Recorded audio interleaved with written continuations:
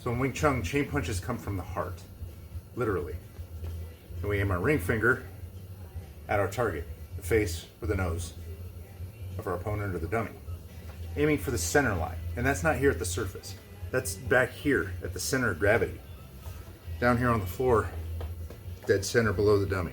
And eventually that's where I want to aim my feet as well when I'm stepping and moving towards the dummy. That's the space that I want to control by the time I'm done with my initial interaction. But to begin with, punches come from the heart.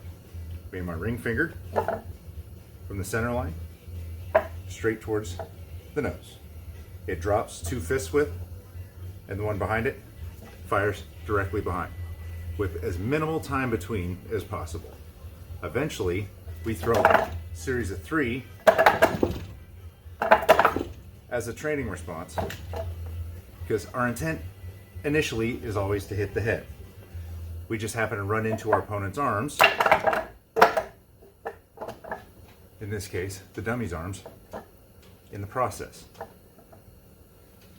So, Wing Chun has 6 basic deflections that we use for most things. Pak Sao, Han Sao, Bong Sao, Gan Sao, Jum Sao, and Jum Sao.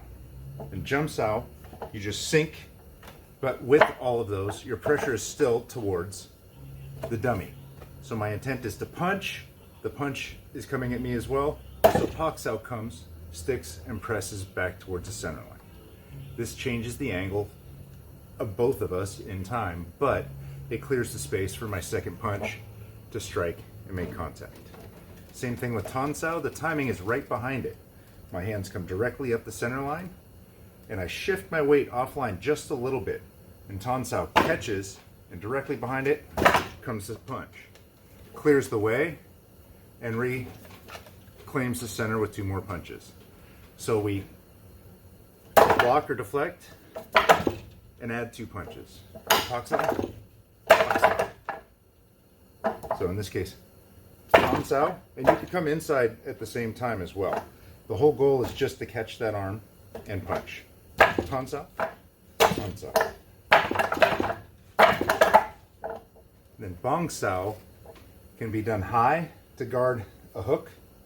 It can be done chest level to redirect, and a lot of times to help steer and aid with a side step while sticking and pinning to your opponent.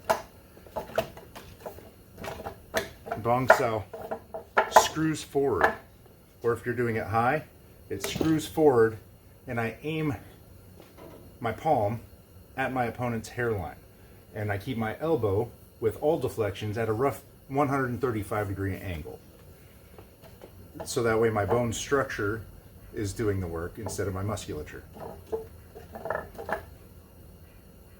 So from hands at center, Tan Sao, or high Bong Sao, Pak Sao, mid Bong Sao.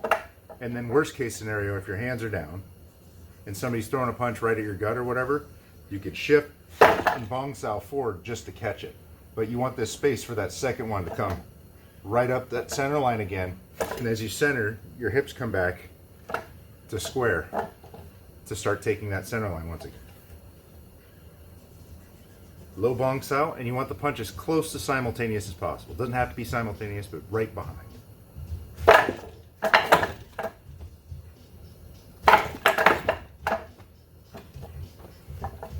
Then we have two-handed deflection, or we have lower deflections. We have lower deflections, which cover punches to the midsection and kicks towards midsection. These also later pair with side steps. So from hands up, we have Gan Sao, Jum Sao, and Jum Sao. And you bend your knees in sync with Jum Sao, keeping my hand pointed at my target's eyes, nose, to help protect my head. And as that sync happens, I still strike near simultaneously. So Gan Sao,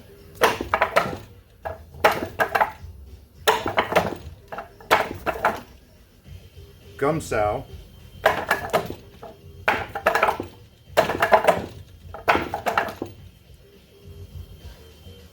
Jum sow.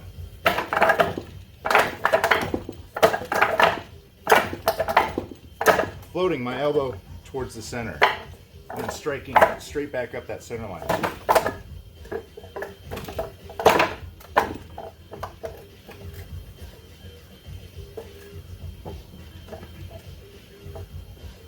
Two-handed blocks or deflections. This, we incorporate a hip shift. And if you just pivot 45 degrees, it covers the shift. So from hands up, we start with gon sow, but we also do a high gon sow. And double gon sow connects at the elbow and comes forward.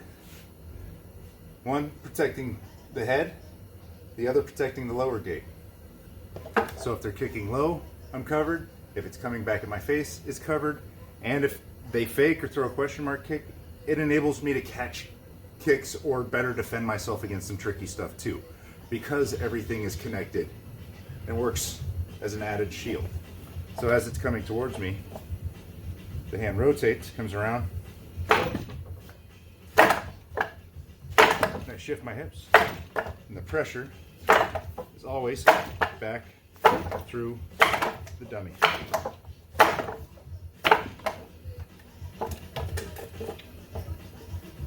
And then we have Quan Sao, which is more up the center. And we're pairing this time a Ton Sao and a Lo Bong Sao connected at the elbows with that same hip shift.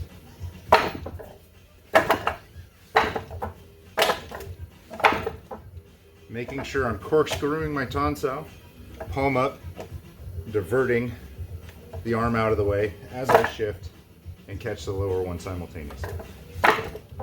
All of these can be paired with basic side steps as well. The footwork in Wing Chun is super simplistic.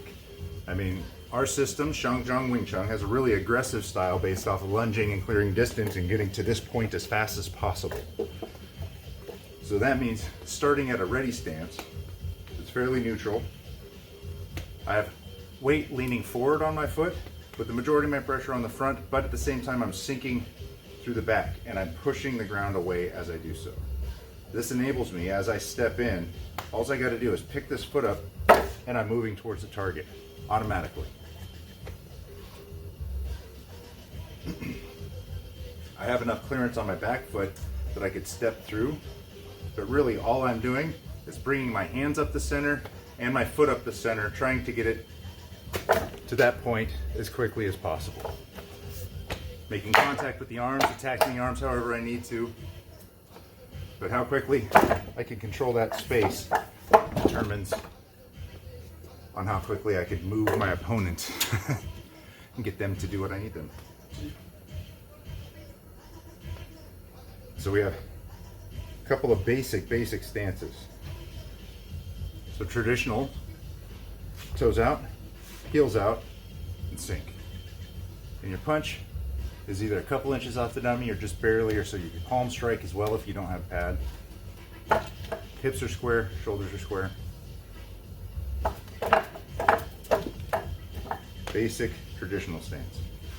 We have what we call fighting stance, and it comes from ready stance. Comes up, steps out. Similar. Feet are kind of in line, really basic, like most other boxing or somewhere between boxing and wrestling, because our hips are square. But my toe is turned slightly in with my knee to help protect my groin just a little bit. Heel up, foot down, that's all personal preference. But as you move,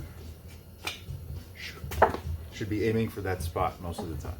You can end up out here, but that second contact should always be through that center line. Side steps in Wing Chun aren't very big either. You only really have to step out as wide as your shoulder on one side, and you can dodge the punch or the kick. The basics of our side steps: we'll step out, but simultaneously pick the leg up to cover a large step in, and that way we could stick and trap with the leg too. Flipping disrupt, great for trips and throws. I'm finding out.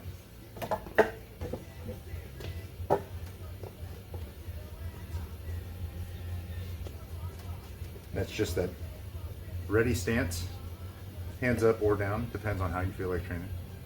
And just simple step to the outside with whatever block or parry you're gonna do. As I make contact, I try to make contact each time I step and punch.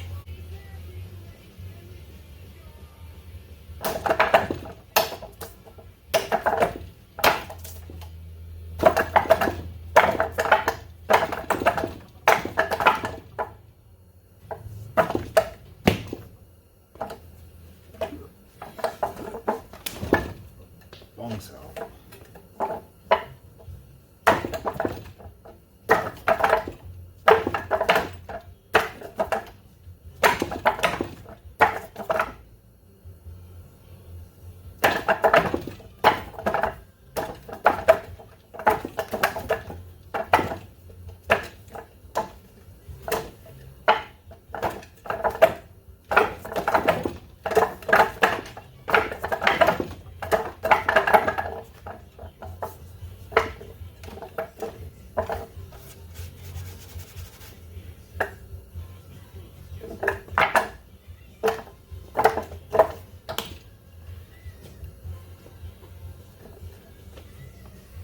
Bok sao, Chun sao, Long sao, Gan sao, Jum sao, Gum sao,